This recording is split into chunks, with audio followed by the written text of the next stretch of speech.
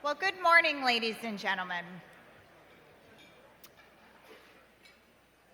My name is Stephanie Gadbois, and for those of you whom I haven't met, I'm the Vice President of the Economic Club of Canada, and it is my pleasure to welcome you to our 24th annual Economic Outlook Breakfast in partnership with CPA Ontario.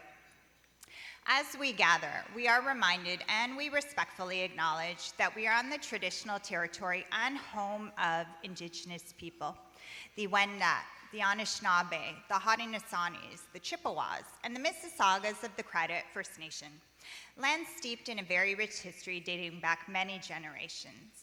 The purpose of our acknowledgement today is to show our gratitude and our respect for their contributions and to recognize the role of treaty making in what is now Toronto. For those of you who aren't familiar with the Economic Club, we stand as this country's national podium of record, and we're the only nonpartisan national public policy platform that unites leaders, innovators, and experts from across different industries to discuss and address key issues shaping the future of our country. Our foundation is firmly Canadian, yet our influence spans well beyond our borders. Our commitment to fostering collaboration, promoting thoughtful debate, and encouraging action continues to drive all the work that we do. We know that events and breakfasts like this one would not be possible without the generous support of our sponsors, so I'd like to say thank you to them for just a moment. So a big thank you to our title sponsor today, CPA Ontario. Thank you to MasterCard as being our presenting sponsor. Thank you to our event partner, the National Bank of Canada, and to Sun Life Global Investments as well.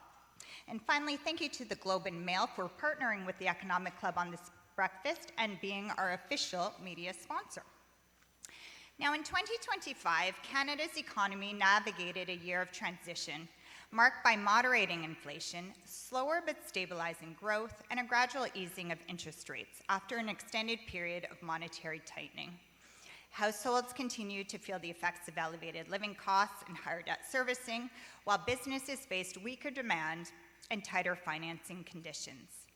The economic landscape was further complicated by renewed trade frictions and the US tariff measures, which weighed on exports, disrupted all supply chains, and heightened uncertainty for manufacturers and exporters.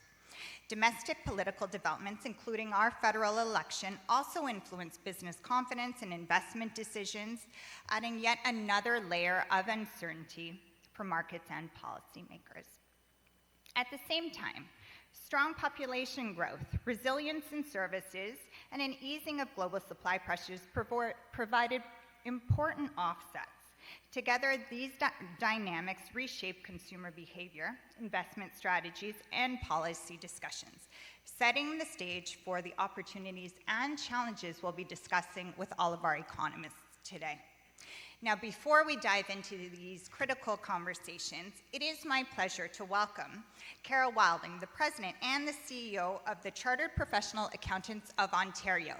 CPAO is our title sponsor for today. Please help me welcome Carol.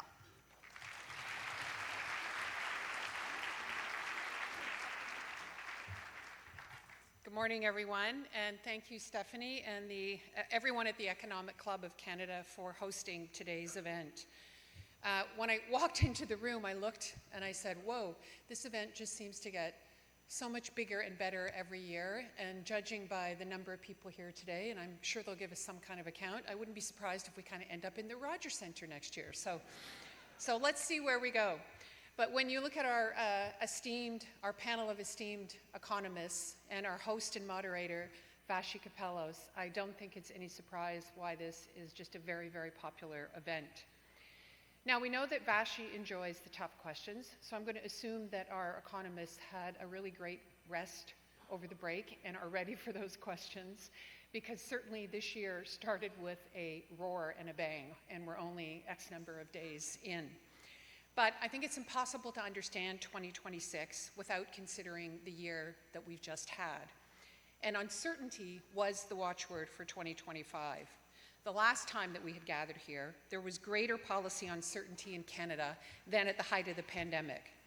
Prime Minister Trudeau had stepped down, and President-elect Trump was already rattling the tariff saber and threatening to annex Canada. the whole country felt like it was holding its breath. 12 months later, we have a stable minority government in Ottawa, and Prime Minister Carney is putting forward a vision for how to build Canada strong. We are only 1 year into Trump's second term, which is exhausting to think about. But we now understand what the Don Road Doctrine means and how the administration views America's position in the world. If the release of the national security strategy wasn't clear enough, the seizing of Nicolas Maduro of Venezuela this weekend and the administration's continued threats to Greenland removed all doubt. So we can no longer use uncertainty as an excuse. We know what we're up against: an America with an aggressive view of its interests. And while it's good news that under the pressure of US tariffs, our economy has been resilient, if you look under the hood, underlying challenges remain. Growth and productivity may be stronger than originally thought, but they're far from strong. The labor market is holding, but tariff-exposed sectors like steel are seeing layoffs. And if 2025 was the year that we held our breath, 2026 is the year that we have to take the plunge. Because the moves that Canada makes in the coming year will shape the future of our country for decades. Take trade, for example. I expect that the CUSMA review will be a popular topic today. But whether the agreement is extended, revised, or scrapped altogether, Prime Minister Carney has been racking up the frequent flyer points in order to diversify our trading relationships. And last year, exports to the US fell, while exports to the UK rose by 10 billion and China by 5 billion. So the outcome of the CUSMA review, whatever that might be, and changing trade patterns will have implications in our position in the global economy. Because the world appreciates and has the appetite for Canadian resources like critical minerals and energy. It's still one of our most important economic opportunities that we can't seize without the necessary infrastructure. The MOU with Alberta in November was a strong signal that the federal government is serious. But signing agreements is easy. Breaking ground is hard. And the events of the last week have underscored the speed at which the world can change. We have weeks, not months, not years, to demonstrate that Canada can get things built. We can help meet the world's need for resources, including the critical minerals that support the explosive growth of AI data centers. Now, whether there's an artificial intelligence bubble is still an open question for the coming year. However, the potential productivity boost that could come with widespread adoption of AI is actually very real. According to the OECD, the rapid adoption of AI could boost Canadian productivity by over a percentage point, which translates into greater efficiency, higher wages, and a better standard of living for all Canadians. But with every technology, trust drives adoption, which is why Canadian sovereignty must be a top priority. In the coming weeks, the Honourable Evan Solomon will release Canada's renewed AI strategy, and the stakes are high. We are a globally recognized leader in AI research, but a laggard in commercialization, and we don't retain the IP and the data here in Canada. So this new AI strategy will have to balance protecting Canadian data, privacy, and sovereignty, supporting adoption, and growing a competitive AI sector here in Canada. Establishing new trading relationships, building infrastructure, and harnessing AI and innovation is all to the good.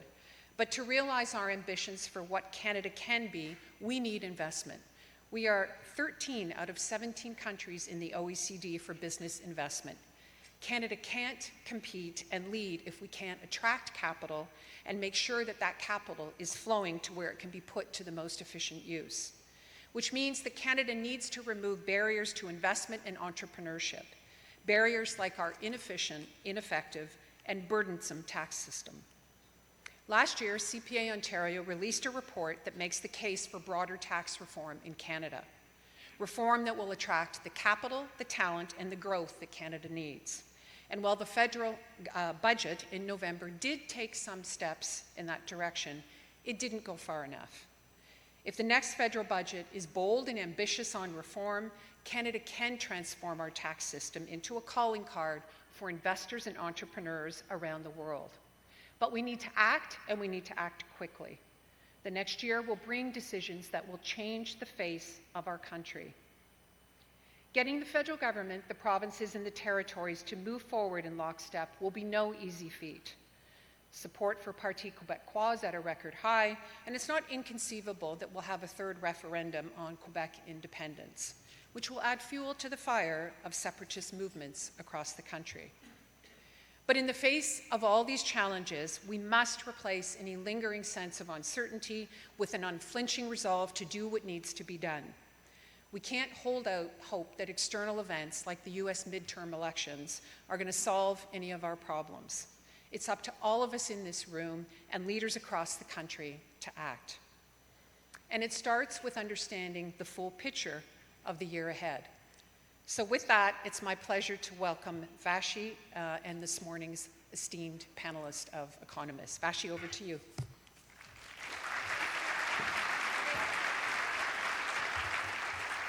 Thank you, Carol. That was great. Hi, everybody.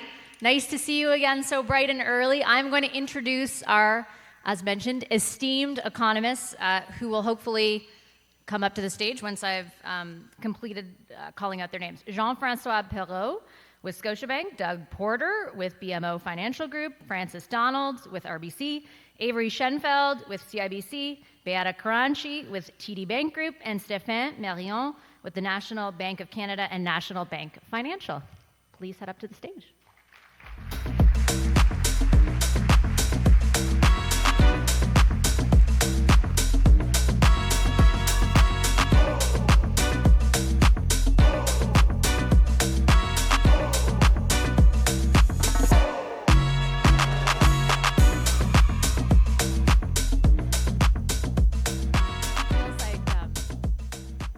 Feels like at a wedding, we know when they start playing like rap when your grandma comes into the room. Like, okay, it's a new approach this year.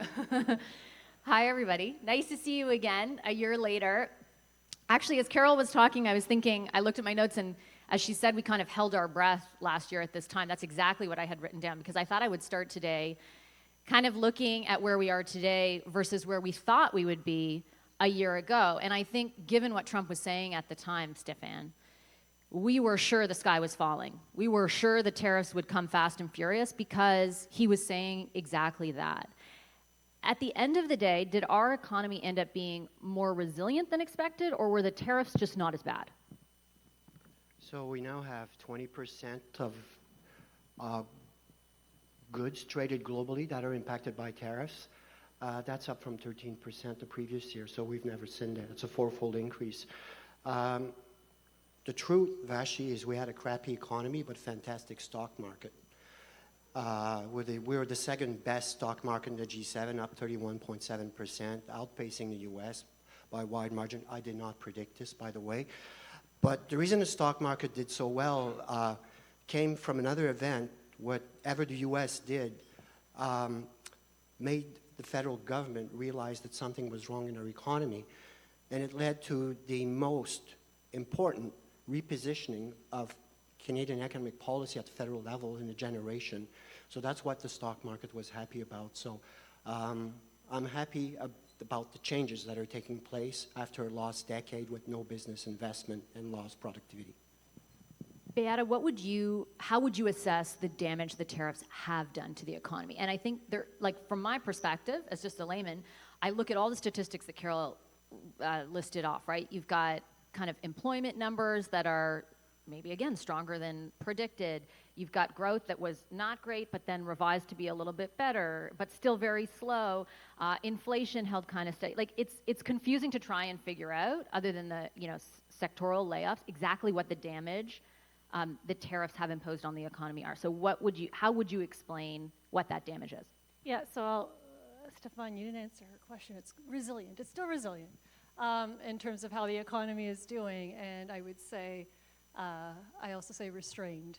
The restrained portion is because of the damage that's happening on the tariff side.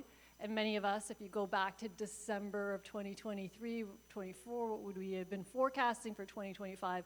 An economy that would have been growing at around 2%. And it obviously came in about a percentage point lower than that. So that is largely, I would say, the damage that's coming off of the uncertainty. We can't put it all, I think as Stéphane's making the point here, is we can't put it all on the tariffs. We did not have a vibrant business community and investment community prior to the tariffs. And so in many respects, the fact that Trump has agitated, we've moved to a more deregulated environment, and we're moving to a more corporate-friendly environment, which could help us in the long run on the business investment side, not necessarily in exports oriented to the US, but in other necessary areas like critical minerals and energy and diversification to other markets. So that rotation is underway, and that's a good and positive rotation for Canada. But the reality is our biggest trading partner, we've seen about a 3% drop in our exports to the US. Some of that has been displaced to other countries, about 27 other countries. We've increased our presence in the export market, not enough to fully offset what we lost to the US. And then I would say that this is a very regional story in Canada. Where we've picked up exports to other countries have mostly been in resources and agriculture and those type of areas, a little bit in aircraft. Where we've lost has been more centered in Ontario, where you have steel, aluminum, more the industrial base, more the manufacturing base. So like when we talk on the aggregate how Canada is doing, Ontario is definitely suffering significantly more than what we're seeing in other parts of the country, and that's even excluding just the slowness of the housing market. So there's a distribution factor that's happening in Canada as well that will take a lot of time to sort out. JF, would you qualify the economy in the aggregate as resilient? Depends on your perspective, obviously. I mean, listen, the reality is, as Beata and Stefan indicated, is, compared to this time last year when we were thinking about the consequences of trade, the Trump approach to managing his economy, that we feared a recession. If those 25% tariffs of a year ago, which was a threat, were to come into play, then we probably would have seen a recession. And obviously we're not there. Growth of, slightly over 1%. So in that sense, it feels like we've been far more resilient than we would have thought, but that's partly because the tariffs haven't been nearly as bad as what we'd anticipated. Still, as indicated, there clearly are pockets of weakness. But I would characterize it a little bit kind of differently in the sense that one way of thinking about our resilience here, setting aside the tariff issue for a moment, is to consider what's happening in the U.S. and how that impacts us as well. So when you look at, for instance, the U.S. industrial economy, we talk about Ontario and how that's impacted here in Quebec as well to some extent. You look at employment growth in the U.S., it's been horrible this year. You look at manufacturing activity in the U.S., it's been declining for 10 months in a row. When you look at measures of shipping activity in the U.S., they're at multi-year lows. So there is damage done to the U.S. economy that we are subject to, of course, in addition to the uncertainty related to the tariffs. And despite that, we're still, I'm not going to say we're doing great, but we're doing significantly better than we would have thought had somebody said this time last year, as some of us were saying, this is going to be the environment which you operate in, how do you think Canada's going to do? And on top of that, of course, you've got to add in the fact that population growth has decelerated very, very significantly, which has been a very significant contributor to growth over the last number of years. And we're doing okay, which is I think relatively good news. Why? Just very quickly follow, and I'll get Francis to answer the same question. I think we're more resilient as a kind of a country than we'd anticipated. Though business balance sheets are in decent shape, household balance sheets are in decent shape. I think as the years progressed, we have seen households and businesses here in Canada, perhaps more than the U.S., increasingly start to discount what President Trump is saying in terms of threats, so kind of moving beyond the rhetoric and the fear to thinking about fundamentals a little bit more seriously. And of course, you've had the change in government, which, we, as Stefan indicated, the trauma of Trump, if you will, in some sense, has led to a very significant rethink on the part of Canadians about the opportunities and challenges here and what we need to do about that. And we see this at the federal level, we see this at the provincial level to some extent, and I think that's been certainly when we talk to businesses, there is a sense of optimism that we are seeing in that community that we haven't seen in a very long time, just by virtue of the fact that it feels like the people that are running the country have a better sense of what needs to be done to ensure our prosperity. And it's difficult, I mean, you can't put a number on that, but it's clearly a sense out there. Do you have the sense as well that the economy outperformed expectations? Not to say again that it's amazing, but it's outperforming expectations, Francis, and what would you attribute to that? So that's the key. Like most things in life, this is an expectations story. I'd like to say that last year's Outlook event was the most important day of my 2025, but it wasn't. It was February 1st. Do you all remember what February 1st was? We on this stage do. It was my husband's birthday. I promised him that I would make dinner and he would have a nap. Neither of those things happened on February 1st. February 1st was a Saturday morning. This was the day that President Trump announced broad-based tariffs across Canada. And I don't want to speak for my colleagues here, but I spent the weekend, and I think most economists in the Bank of Canada did, trying to figure out exactly, we didn't sleep February 1st of last year. And the question that I got from everybody at RBC and all my clients was, what is this impact going to be on the economy? It was extremely hard actually to figure it out because we didn't know what the end tariffs would be, what the currency would do, what the Bank of Canada would do, and what the federal government would respond to. And so everybody up here, I read their publications, you've read them, we laid out various possible outcomes, and they were very wide-ranging. We had one scenario which in most extreme assumptions could have led to almost a 3-year recession. That was one of the scenarios. And then we had others where we'd see still positive growth, but less than what we would have hoped for. Now, where we are now, is Canada resilient? We are traversing the best of those bad paths that were laid out on that weekend back in February 1st. Why? Largely because while tariffs have been very punitive for certain sectors, almost 90% of trade that we're sending to the United States is tariff-free. That's number one. Number two is, despite a lot of headlines around layoffs on the aggregate have not actually accelerated very aggressively. What's the problem in Canada right now is very low hiring rates. We've had Bank of Canada rate cuts. Those are providing some fruit, reducing some debt servicing costs for consumers, and balance sheets, to Stefan's point, have done really well. Thank you, stock markets in Canada and the United States. So there are factors that are providing a little bit of support here. But I'm going to reemphasize what Beata noted, which is that I would feel very uncomfortable heading down to southwestern Ontario right now and telling those folks that the economy is resilient because their unemployment rate is looking not like the best of the bad paths. And so what the trade shock effectively did, in my view, is create regional shocks and regional economies across the entire country. And as we head into 2026, we have to be cautious about saying the economy is resilient. In some places, the economy is growing twice as fast as the national average, like in Alberta, and in other places, there's still a lot of pain that's going to take a lot of time to sort of recoup. So really an emphasis on being aware of who is being impacted and why is going to be critical in the coming year.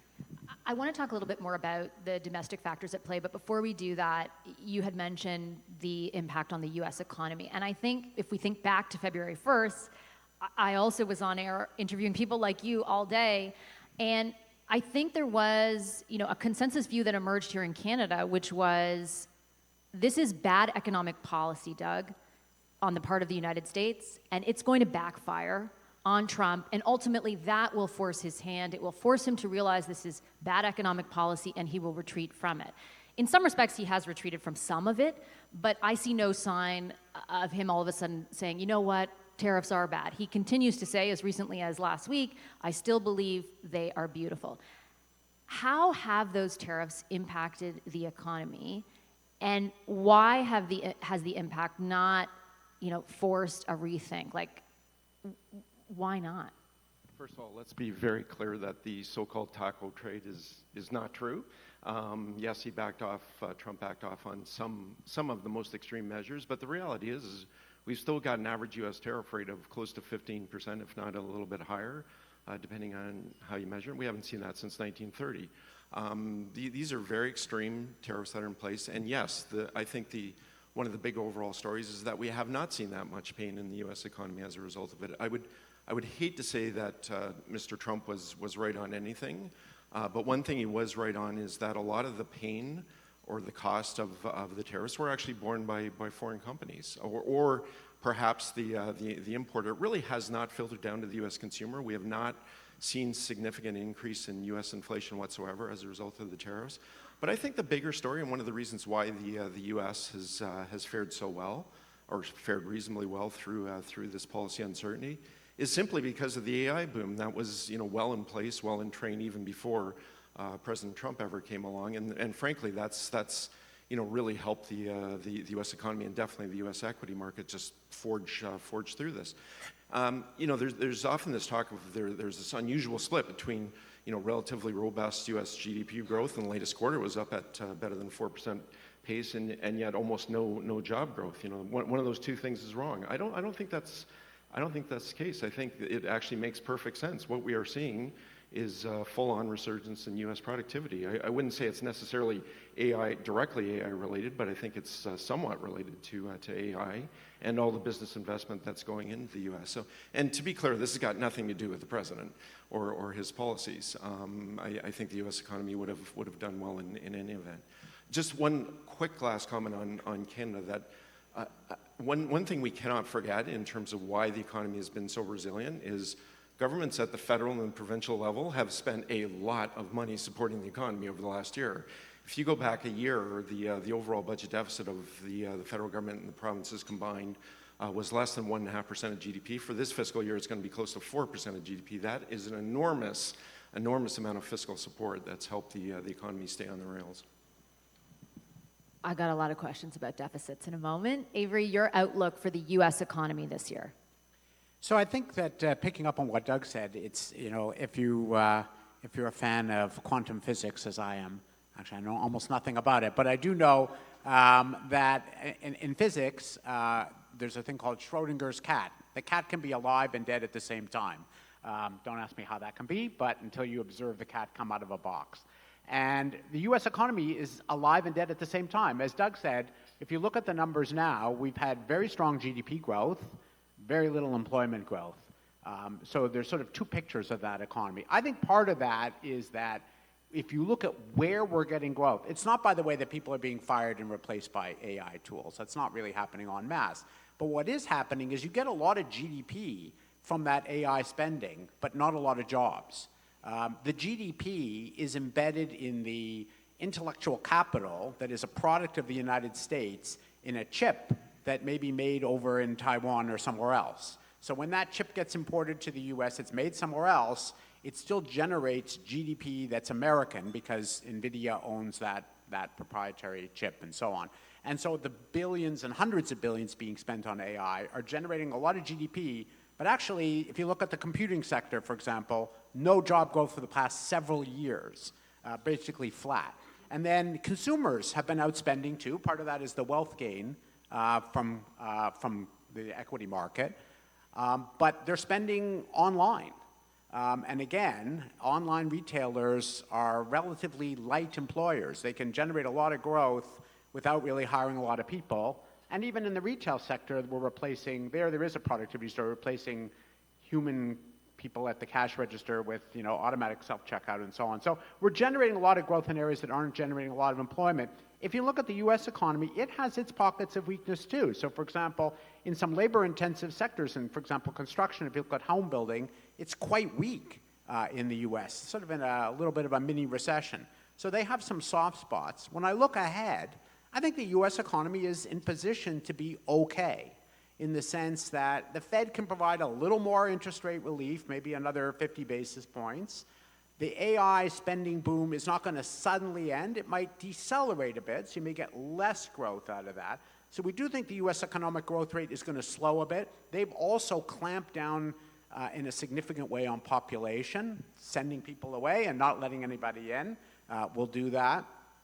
But 2% would be okay for the U.S. It might be enough, for example, to stabilize their unemployment rate, which has been creeping higher, actually see it come down a little bit by the end of the year. So what I'd say is the U.S. economy will slow a bit, but not be that weak. And part of this is that if you look at, one of the things we were concerned about was that tariffs were going to drive prices up, squeeze the consumer.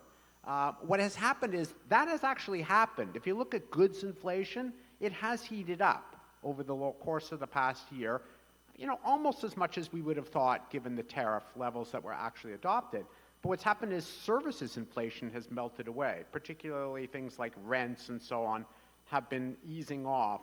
And, consumer basket is 2/3 services. So you get some relief on people's rent, on other service prices.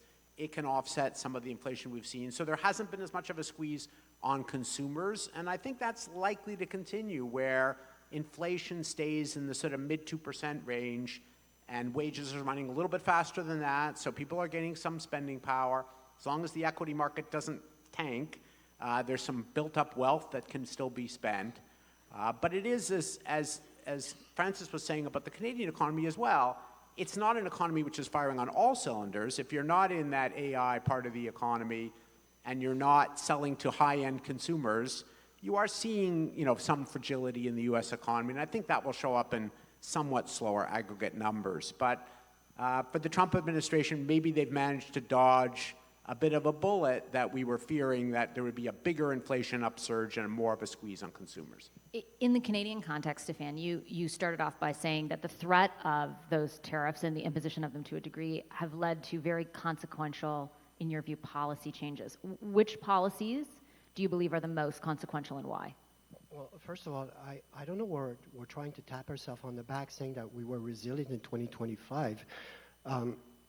We had a 5% effective tariff and virtually no growth. I'll tell you what resilience is.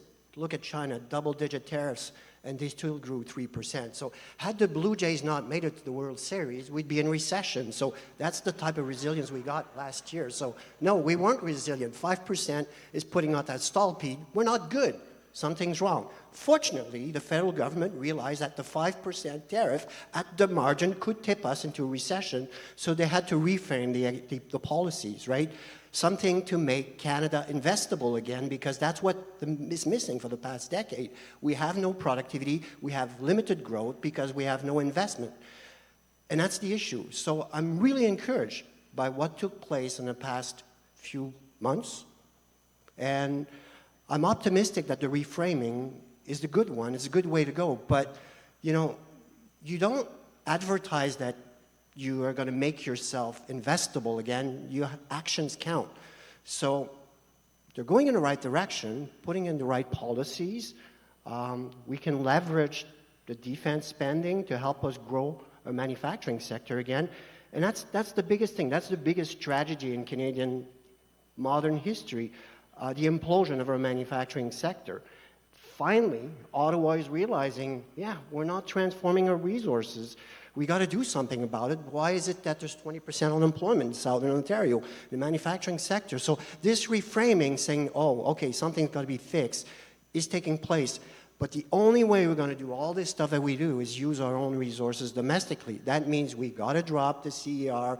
C5 is not enough. C69 has got to drop. We need to have less regulations for the Canadian economy. There's more than 300,000 regulations under federal government supervision. Now, Mr. Carney said he's tackled 500. Well, there's more than 300,000 still left. So that's why we have to move really fast. It doesn't cost a cent to deregulate the Canadian economy, but yes, it means that we will decarbonize at a slower pace than we've been advertising over the past decade. So again, I'm really, really encouraged that Ottawa gets it, that we can no longer be what we are right now, and we're moving in the right direction. So fortunately, global events have meant that for the first time in a decade, Ottawa is moving in the right direction. We should take a moment right now to just say this is the first time maybe in 4 years I've heard you say you're encouraged. Use the word optimistic, so that is something definitely to note.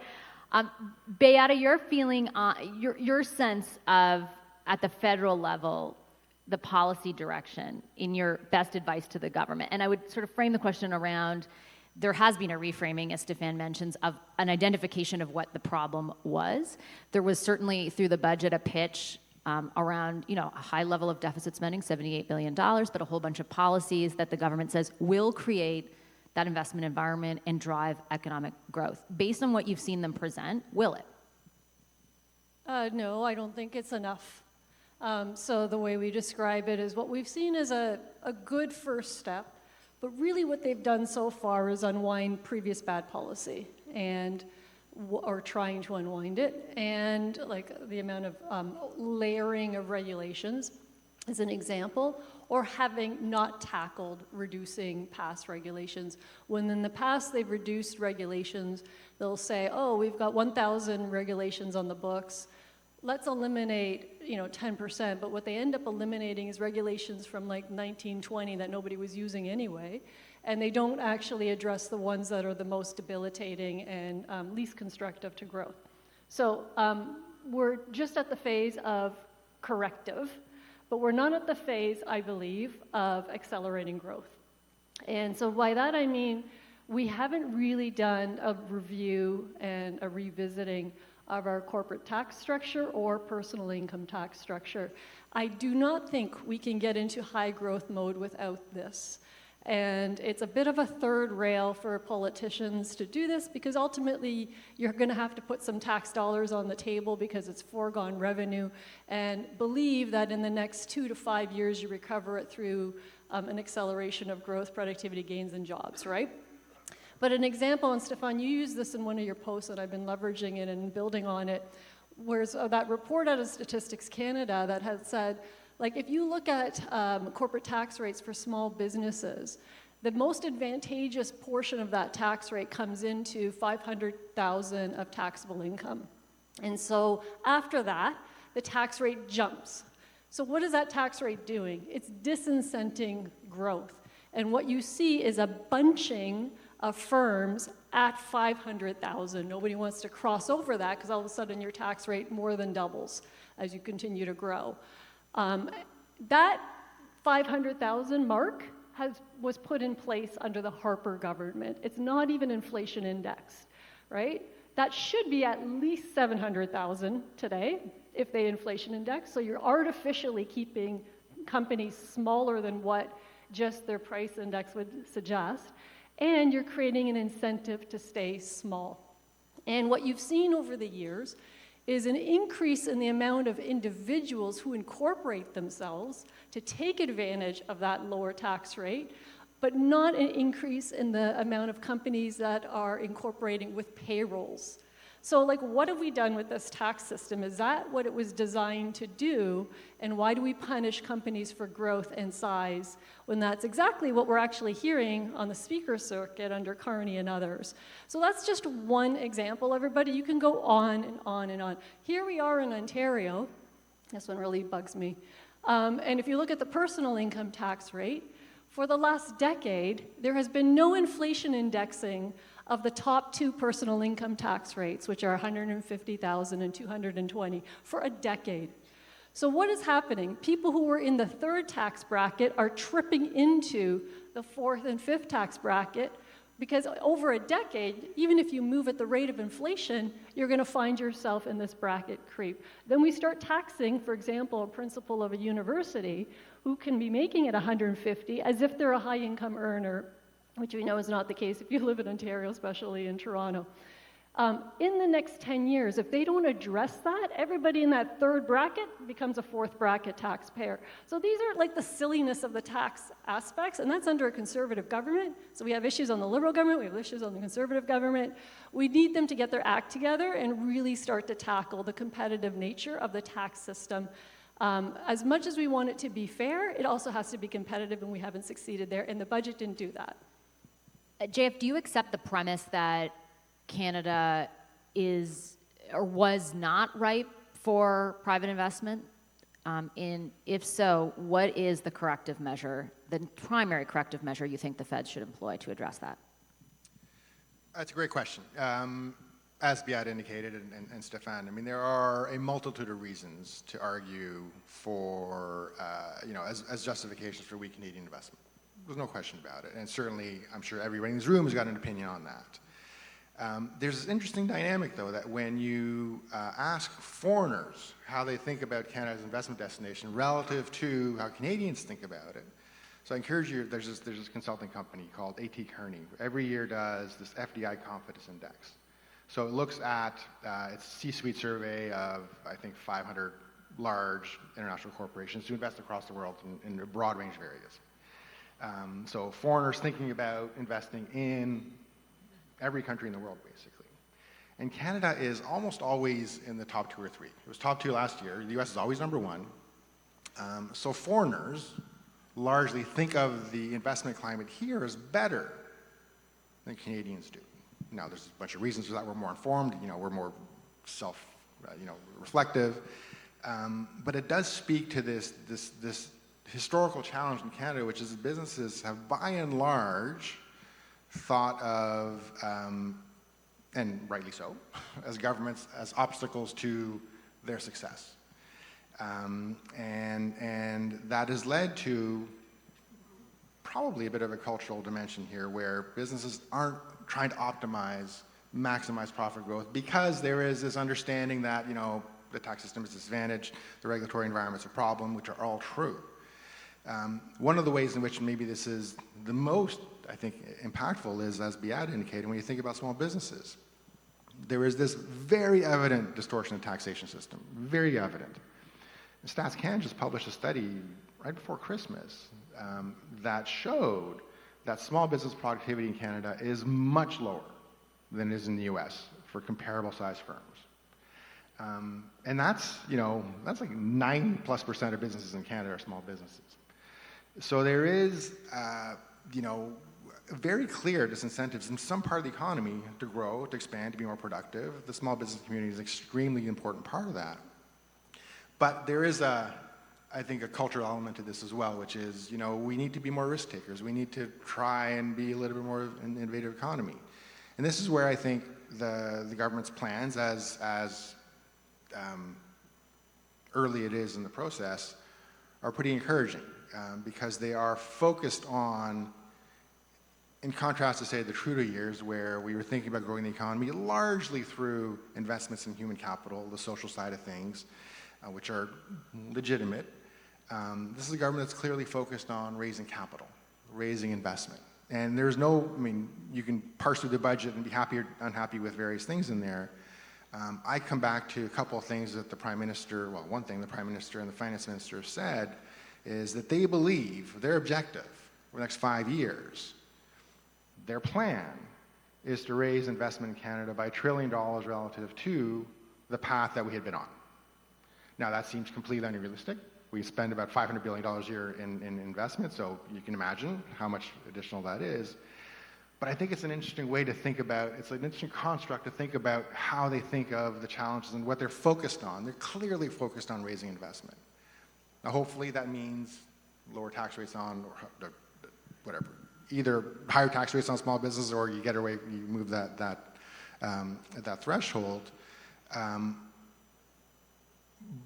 But to me, that's the most encouraging thing. I think that's partly why businesses are looking at what's going on, accepting that there's a broad range of challenges still there, with a little bit of an optimistic framework because they understand, and the government's made it clear to them that they understand that we know you haven't been investing enough, and we want you to do more, and whether that's domestic or foreign, we're impartial to that. I guess the Prime Minister is out there all the time, maybe a little bit partial to foreign investors.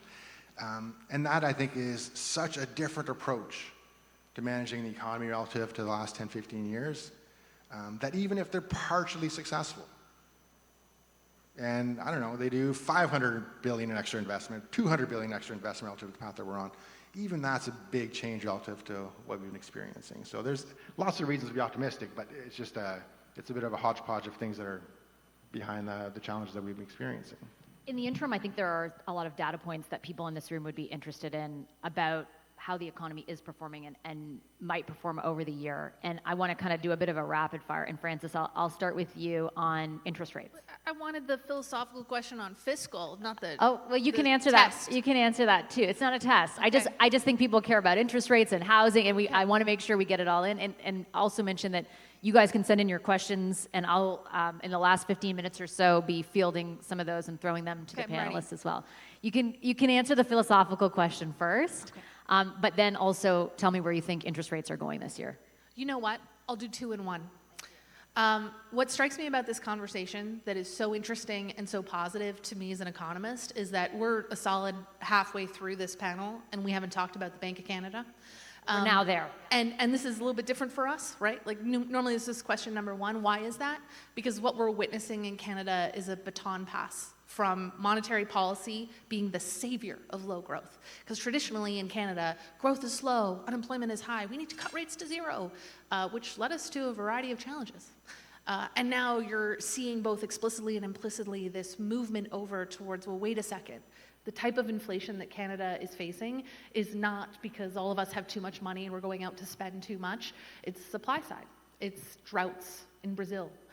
It's coffee prices being raised by weather dynamics. It's challenges with cattle in the West. These are things that we can cut and raise interest rates all we want. It's not going to impact inflation to that extent. We could raise or cut interest rates all we want. It doesn't change tariff policy out of the United States. And the real challenges to growth we all now recognize as a society, as a country, as a government, are coming from issues related to investment and productivity that require different types of policy. So what we're seeing now is a transition in the way that our cycle operates towards relying more on targeted policy that can go directly into regions and sectors that need it most, which the Bank of Canada cannot. It's policy that focuses on long-term growth. And I think this is going to be very positive, and maybe why you're hearing more optimism from us up here, which is that we can cut and raise interest rates to boost growth at the margin, but if we want to change the structure of our economy, it's not the Bank of Canada that will do that. As a result, we don't expect any more rate cuts from the Bank of Canada this year. Several reasons for that. Inflation is slightly above target. There's a little bit of heat, not too much. But the main reason is that the Bank of Canada cuts rates for everybody, not just one particular region. If there was a Bank of Windsor, Ontario, I would say they should be cutting interest rates to zero. And if there was a bank of maybe Quebec City or Victoria, BC, I might say they should be hiking interest rates. And so this is not the right tool for the moment. And I think we've heard some language from the Bank of Canada that they understand monetary policy is not the tool for 2025 or 2026 going forward. Yeah, the bank's governor has been explicit that the baton passing has to occur. On inflation, which I do think Canadians still really care about, because though in technical terms it is in the target range and on the low end of it, Doug, when you look at those grocery prices and the issues with coffee, I think StatsCan a few months ago pointed out that, you know, in the last 5 years, basically you're paying at a minimum 30% more on average for your groceries. So people feel like their lives are way more expensive. What are your expectations this year for that? For inflation, so one thing to remember is that our overall inflation numbers have been highly flattered over the last year. Of course, conveniently, the consumer carbon tax was removed just before the election, and that, at a stroke, reduced overall inflation by more than 0.5 point. So our headline inflation rate at 2.2 now is you've got to add back in at least 0.5 percentage point, which coincidentally leaves us exactly where U.S. inflation is in sort of the high 2% range. And I do think that that's probably more indicative of what the real underlying story is on Canadian inflation. That's roughly the neighborhood that we're expecting for this year. Our point estimate is about 2.5% for inflation in the year ahead. But I will say the sustained weakness in oil prices is definitely a bonus for the inflation outlook globally.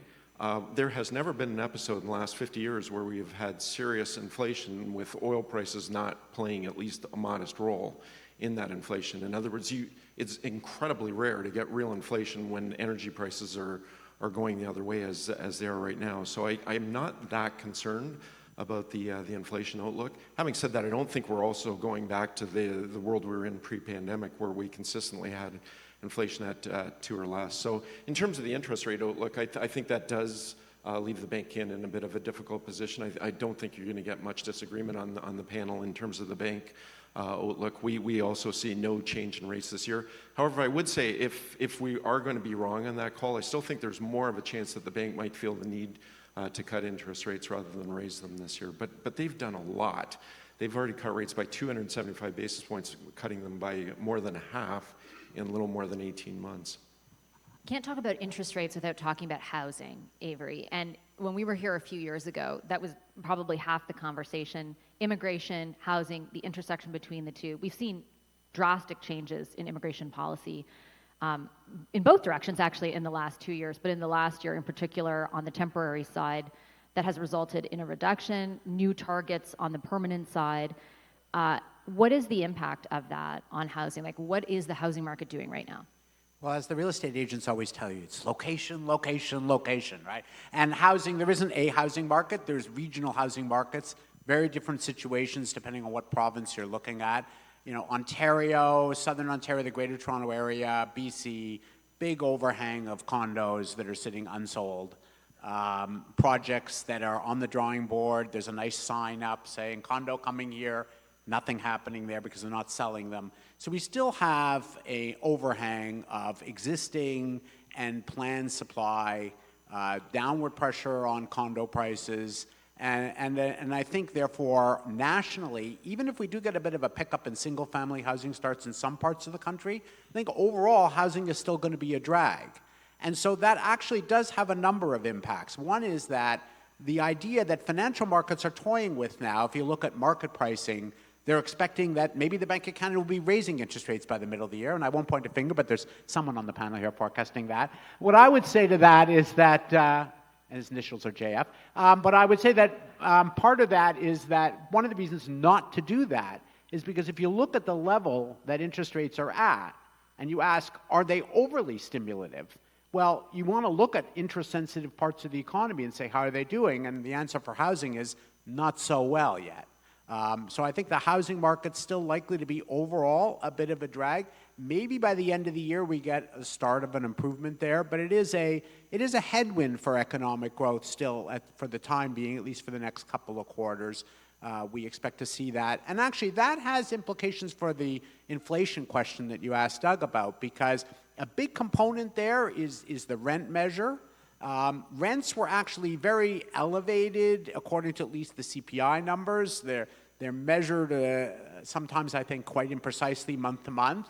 But we do know that other measures of rent, private sector measures of what new units are renting for, they are decelerating, in some cases coming down, dropping in absolute terms. And that also will be a big cushion in addition to fuel prices against overall inflation. So yes, Canadians feel that their groceries are more expensive, and they are, and certainly beef is more expensive. But the overall basket, as in the U.S., services have a big weight. And I think in this case, the rent measure and that service measure is likely to provide another bit of a cushion. So Bank of Canada may not be cutting interest rates again. I would agree with that. But there's no pressure on them to start hiking. Absolute level of interest rates is not that high. And by the way, it's not just housing, but business investment spending. We're talking a lot about that. It benefits from lower interest rates too. That's one of the potential parts of the cost of capital. Keeping interest rates where they are could certainly, at the margin at least, be a plus for getting that investment boom we're looking for. I feel like I need to do a very quick poll. Does anyone on the stage think interest rates will go down next year? The key lending rate? This coming year, pardon me, yes.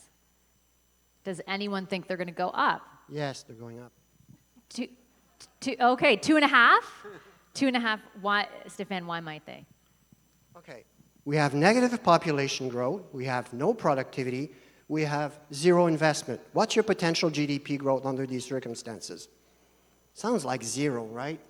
So if we grow at 1%, 1.2% this year, you're going to be above potential. The output gap is virtually closed. Oh, by the way, with negative population growth, we have 300,000 Canadians retiring this year. Wage inflation is going to stay at 4%. So, of course, inflation is not coming down, I'm sorry. And the Bank of Canada might be forced to raise rates under the condition that we find some type of agreement with the Americans to bring back investment in the second half of the year. So if there is a rate hike, it will be the second half this year. I would love to see them raise interest rates with no population growth, no employment growth, and no GDP growth. Yeah, but Right? 2.8% inflation.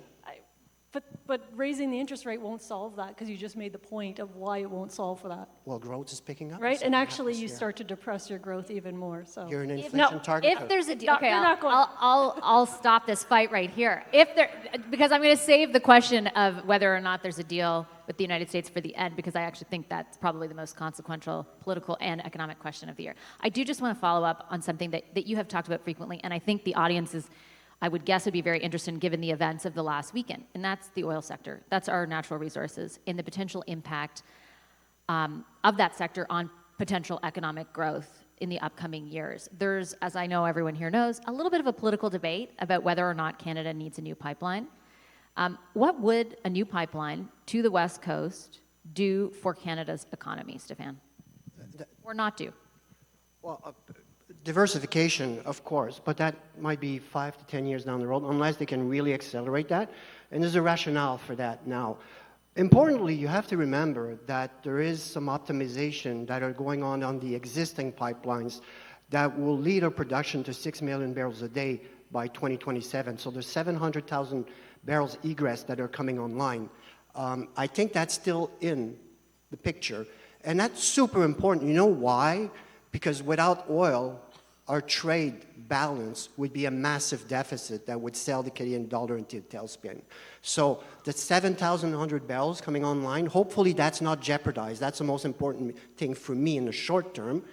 And for the pipeline, yes, I do agree with the current events that we need to be maybe a little bit more aggressive in terms of building it, and hopefully we can do it in less than 10 years.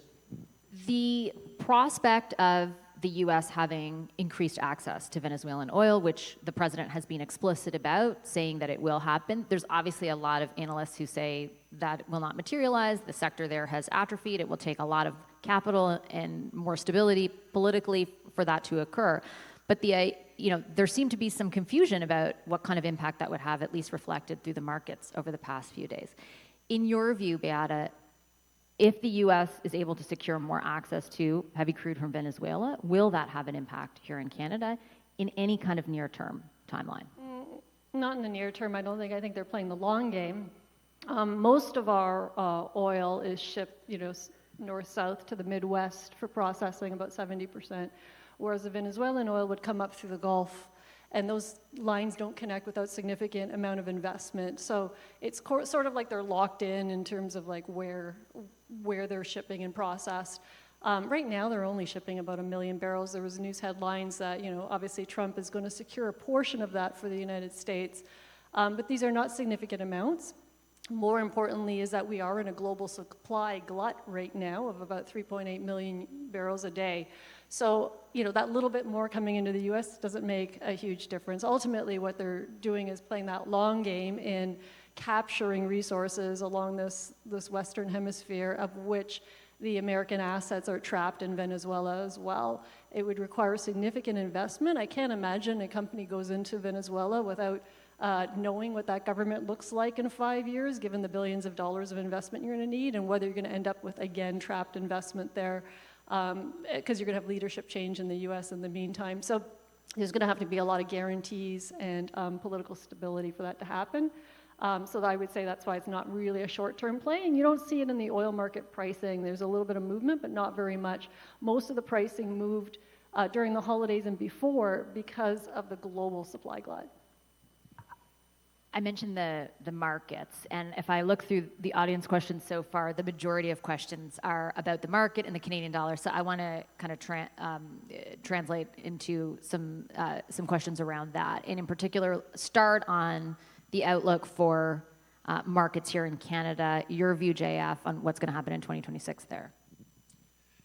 Hopefully a continuation of what we've seen over last year, which is the Canadian markets outperforming, again, in part because of this enthusiasm, relative enthusiasm with respect to the orientation of policy in Canada and how supportive that should be of growth over a period of time relative to, say, what the Americans are doing, which are very targeted measures that are designed to, say, benefit in the short run the parts of the market that have already done extremely well, which is the AI side.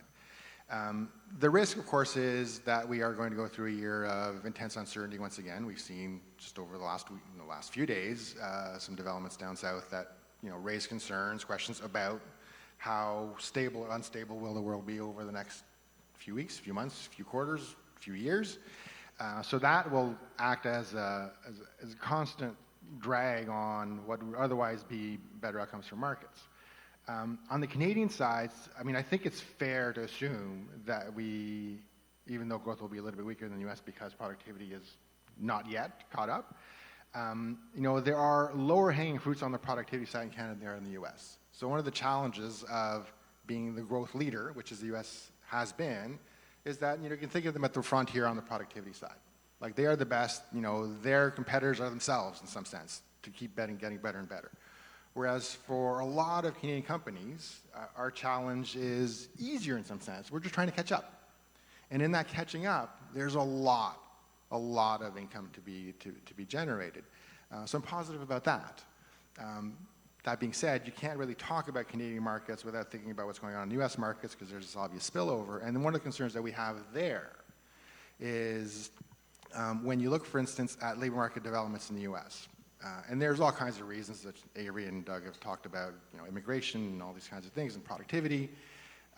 If you go back over the last 50 years and you look at the year-over-year performance of employment growth in the U.S., the employment performance, so employment growth year-over-year in the U.S. now, we have never seen this weak employment growth in the U.S. without a recession shortly to follow. Now, we don't think there's going to be a recession.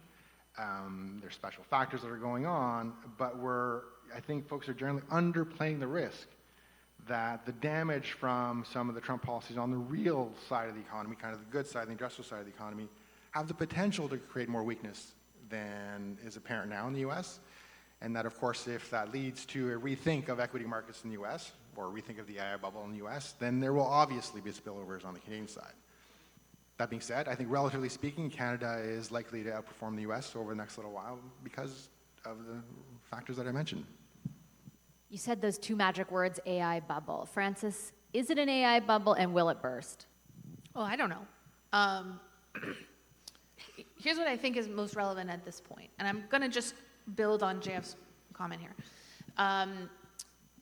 For most of my career and most economists' career, what would happen is if you're working with an equity strategist who makes the end call on the S&P 500 or the TSXs, you would take your economic forecast and then you would kind of hand it over, and there would be this feed-in from the economy into the market.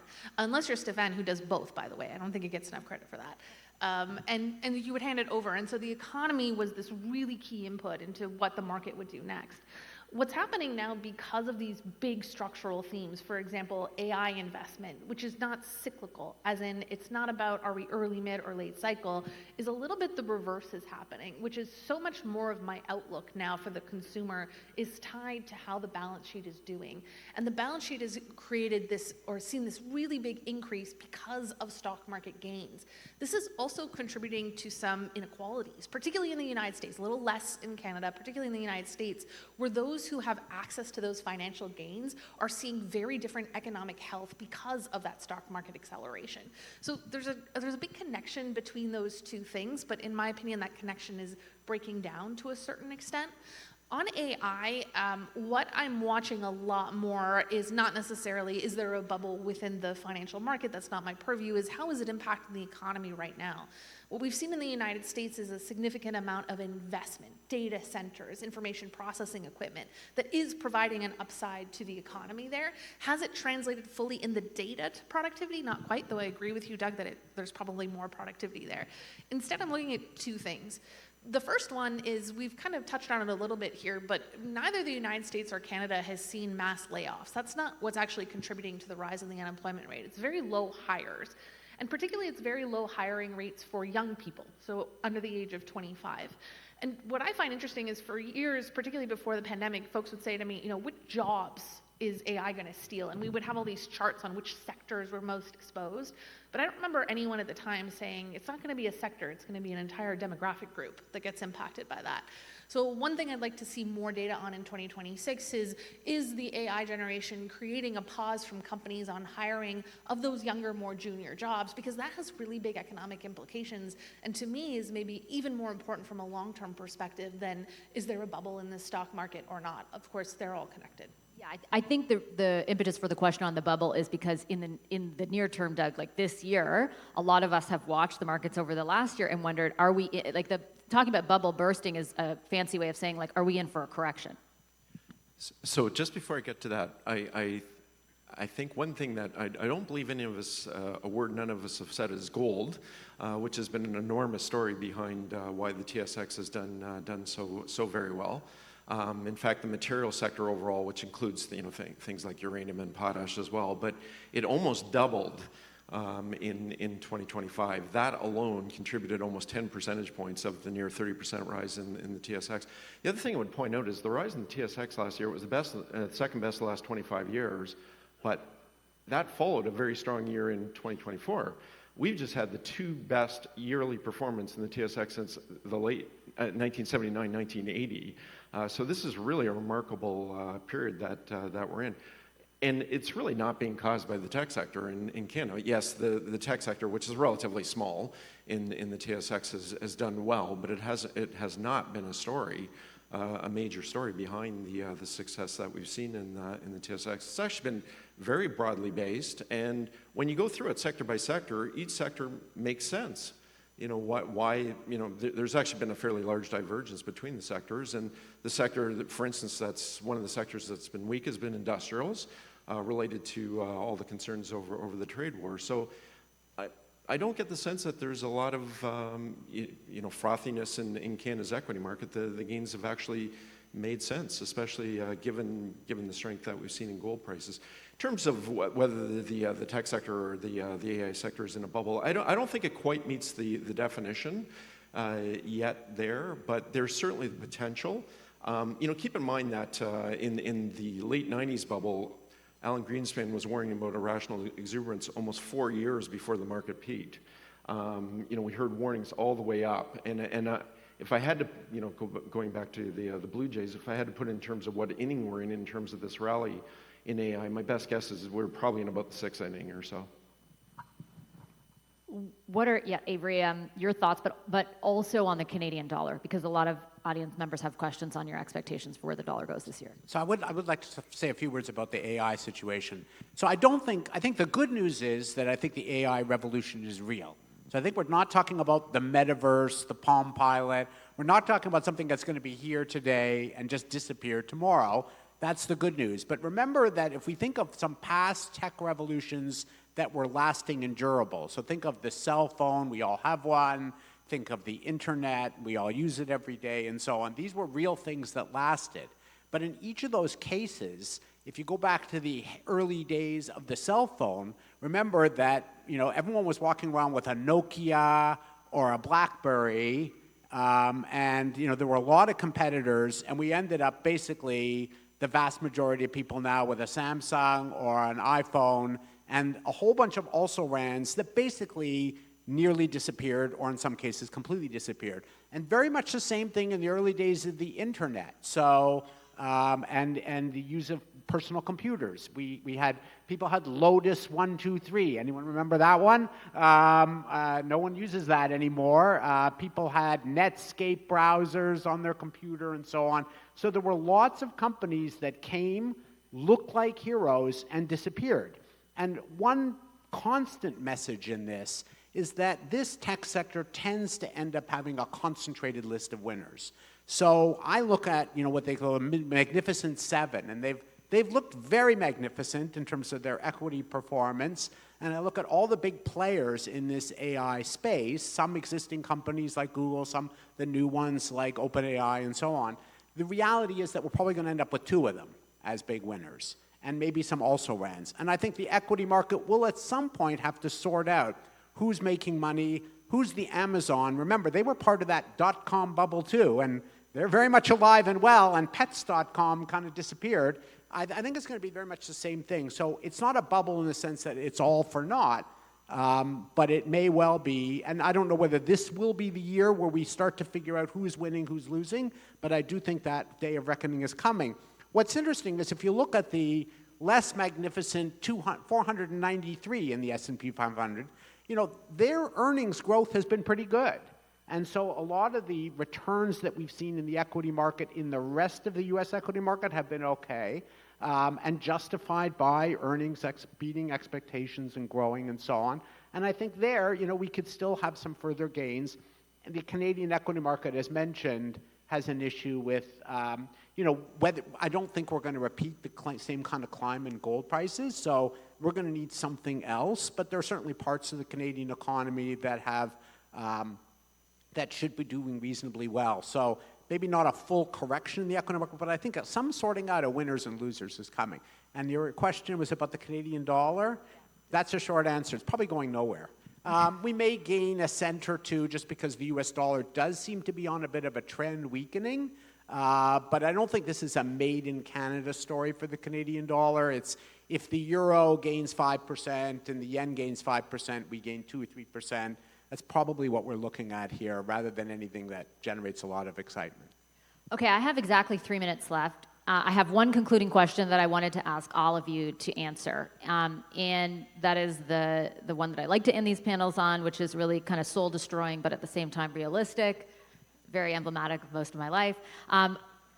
I'll start, and the question is, what keeps you up at night? What's the nightmare right now that's keeping you up at night? From my perspective as the non-expert here, it's the possibility of the USMCA no longer existing. And I think that for everyone who says, oh, come on, it makes no economic sense, it wouldn't be beneficial, I think Trump has floated the possibility. I think Stephen Miller's wife put it out there online the other day, free trade with Canada is dead. And so I think just the mere possibility of that is very scary and potentially impactful. Stefan, what does a world look like? What does Canada's economy look like without the USMCA, and what's keeping you up at night right now? Keeping me up would be that we can't follow through on the MOU, that we get 2 referendums in Canada over the next 18 months because we're not deploying investment on a sustainable basis. Whether it's USMCA or not doesn't matter. We need to execute, and we need to rebuild our industrial sector. Doesn't make promises, USMCA. We have nothing to sell to the Americans. The president is not wrong on that because our manufacturing sector is so small. Just by the way, people, our manufacturing sector in Canada is now smaller than Ireland's, a population of 5 million. There's 41 million of us. For Ontario, you guys used to be 2.5 times larger than Ireland in manufacturing. You're now 2.5 times smaller. So because of that, we're running a manufacturing trade deficit of 7.5% of GDP, which is unprecedented in Canadian history. So we rebuilt our industrial sector. If not, we have 2 referendums in Canada over the next 18 months. Beata? Well, my dog mostly keeps me up at night. I'm pretty good with the economy. If I was just to think of like one thing that's most bothersome, is I do think we've been kind of shocked by Trump, but I don't think it's fully permeated the mindset of Canadians how much of a change this is going to require of culture. And I'll give you an example. When you look at surveys that ask people who want to move to another country, Canada ranks very highly. We're often in the top 3. But then when you say, well, why? And the answer is, well, the environment, the space, the beauty, and the social system. And then when you ask immigrants who choose the US, it's because of economic opportunity, the ability to build a business, to be dynamic, to innovate, to grow. We need more of that in Canada, and we don't have policies that are there yet. And I think that requires us, as Canadians, not to give up our social system, but to think like we have done a really good job. We're one of the few countries that have actually flattened the wealth curve. So we've seen more wealth creation in the bottom 40%, 7 times higher than we've seen in the top 20%. We've gotten there, we've done it. We're a very good international example of that. We are not a good international example of how to grow and thrive as a business community. And I think we need to rebalance a little bit on that front. And I don't think that the average Canadian is there yet. JF? So on your USMCA question, I don't really worry about it that much. I mean, there's going to be the inevitable Trump noise about ripping it up and all those kinds of things. But listen, he's carved out almost everything that we send to the U.S. through the USMCA, and there's a good reason for that. It's because he knows that it's painful for them not to, to interfere with that. So I think there's been a bit of a tell on his part, and certainly as we look at Trump trade policies over the last few weeks, he's been scaling back tariffs because he understands that these are damaging to certain parts of the economy that are vulnerable to tariffs. In terms of what keeps me up at night, apart from what might come out of Trump's mouth tomorrow, and that'll be a feature of the year again, it's that as hopeful and optimistic as I am about the path that we could be on, that we revert to the path that we have been on forever, which is not forever, for a long time, which is find ways to put sticks in our wheels. So despite our best intentions to raise investment, despite our best intentions to raise productivity, and there is momentum at the moment, that momentum is maybe a little bit too easily undone. And one kind of recent example of that, for instance, is if you go back to the dialogue on interprovincial trade, which earlier this year was, okay, this is going to solve our productivity issue. This is going to be the big thing, and provinces are all on board with that. There's been reasonably little movement on that. In fact, just a few weeks ago, Premier Ford just basically launched a Buy Ontario policy, kind of unwinding some of the progress or the hope for direction on that. So I'm worried that, as much as we want to seize the moment, that we don't. And at this particular point in time, if we do not do that, if we can't make it now, like, are we ever going to make it? So I worry about that. Francis? Two quick ones. One is that we don't spend enough time talking about how different our regional economies are and how Ontario is vastly different from Alberta, from Quebec, from Nova Scotia, from BC.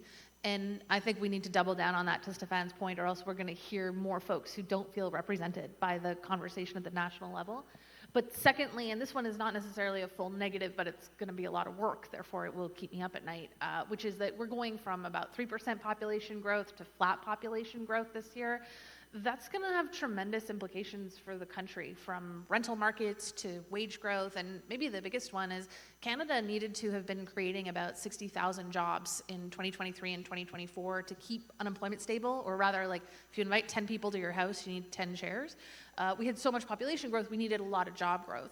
We're going into an environment with flat and maybe even negative population growth. Canada will actually be able to shed jobs or have no job growth this year and not see the unemployment rate rise. And that's going to take up a lot of headlines, because we may see very low job growth and people will be really worried this is a recession, when really it's a recalibration. And I think there's a lot of room for sort of clumsiness and implications for the economy here, and that's going to require a lot of attention from us in 2026. Doug, what's keeping you up? Actually, just to follow up on that, the unemployment rate in Canada is lower than it was than when we met 12 months ago, which I dare say not a single one of us would have predicted, just as a part of good news. What keeps me awake at night, it's I see the red lights flashing, so very briefly, it's the geopolitics. This drift to spheres of influence, not good for Canada. I am very concerned about the U.S. shunning NATO. One quick comment on the USMCA. I would not at all be shocked if we're talking about it again next year. In other words, it just gets punted for a year. Avery, last word to you. What's keeping you up right now? So rather than end on a depressing note like that, I'll talk about why I'm optimistic in some sense. I think this will be a year where some of the uncertainty goes away. I'm already seeing that come a little bit out of the Trump administration. Look, we had, if you didn't see the latest news, Marco Rubio said that, they're not going to invade Greenland. Actually, it's not Greenland, it's Newfoundland they're going to invade, but that's okay. But I think we will see some progress on the USMCA.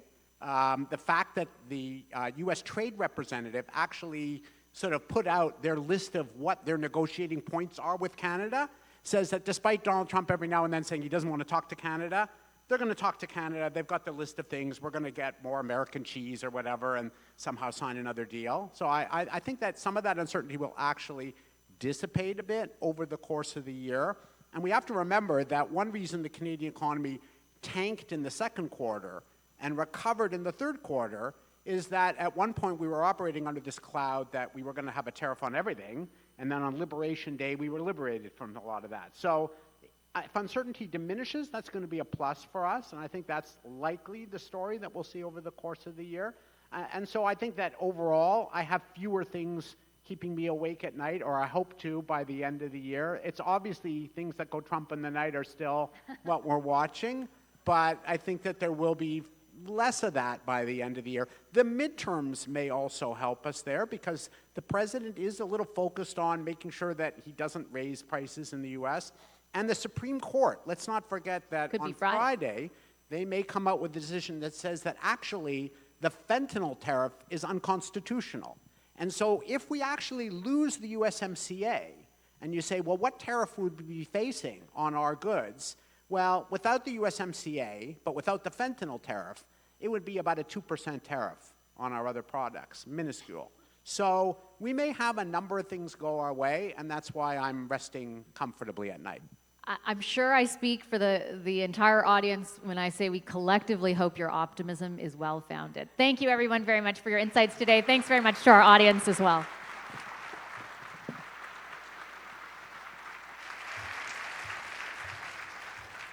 Good morning, everyone. I'm Erin Ellefson, the president of MasterCard in Canada. First and foremost, thank you, Vashi, and to our panel of economists for an incredibly insightful discussion. Huge round of applause.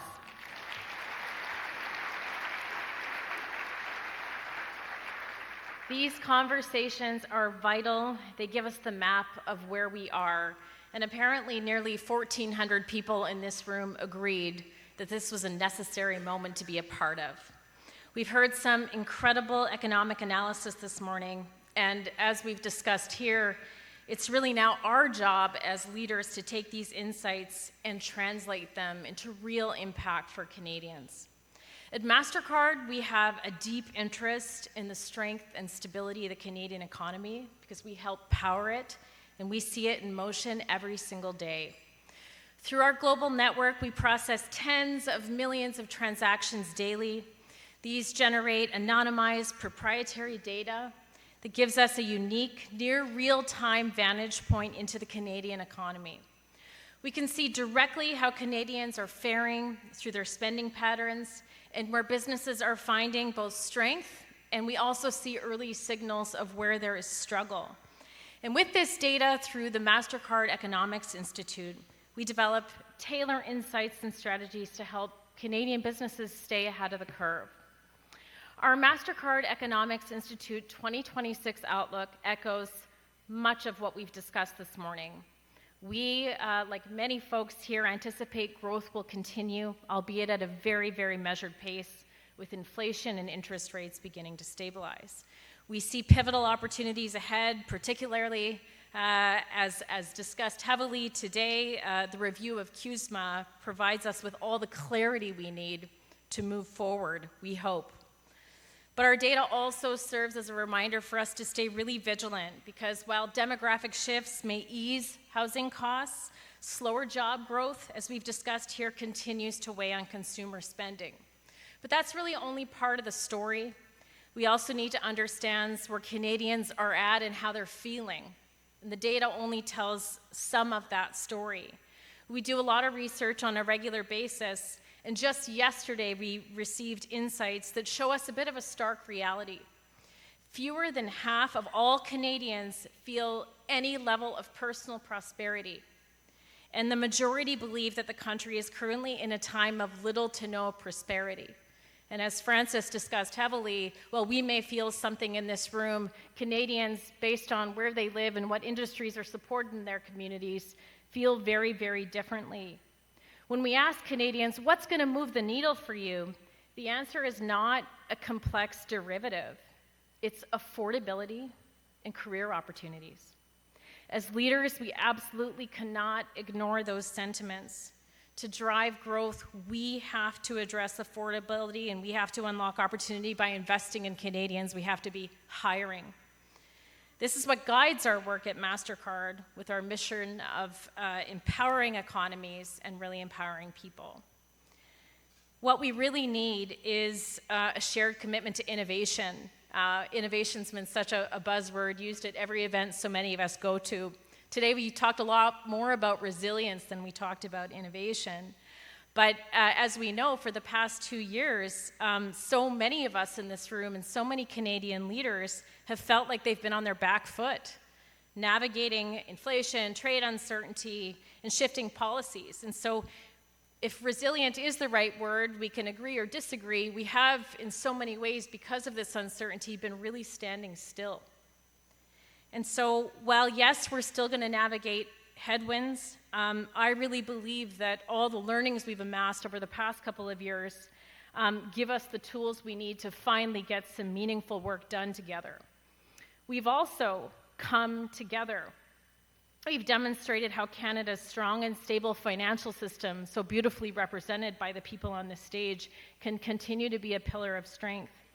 We're walking into 2026 united, patriotic, and it really is this moment that we have to seize. And so, as everyone shared what keeps them up at night, I know what keeps me excited is this opportunity we face in this moment to really, truly innovate.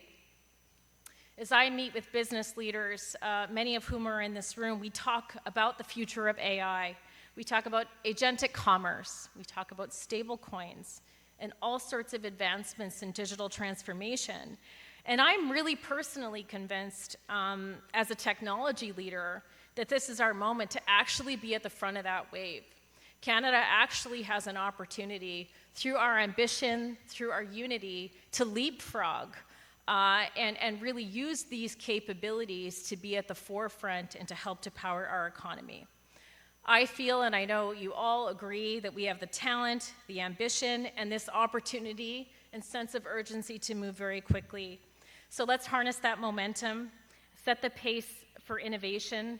We're very, very proud to help you navigate that landscape.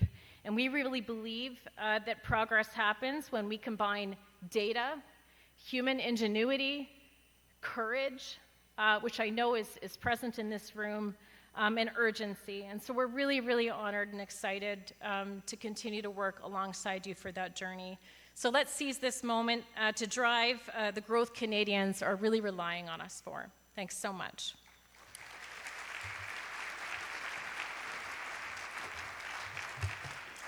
Thanks, Erin, and a big thank you to all of our economists and Vashi for such a fabulous conversation this morning. So on behalf of the entire team at the Economic Club of Canada, Gina, Daniela, and the rest of the team, a big thank you for joining us this morning. Thank you to all of our sponsors, CPAO, MasterCard, the National Bank of Canada, Sun Life Global Investments, and finally the Globe and Mail for partnering with us for this morning's breakfast. Now, please mark your calendars for our next ECC event. On February the 24th, please join us for an intimate fireside discussion as Rob Coomer of Kingset Capital moderates a conversation with Blake Hutchison, President and CEO of OMERS. This is one you won't want to miss. Registration is open. You can find details on our website. So hopefully we will see you there. Enjoy the rest of your morning. We'll see you next time.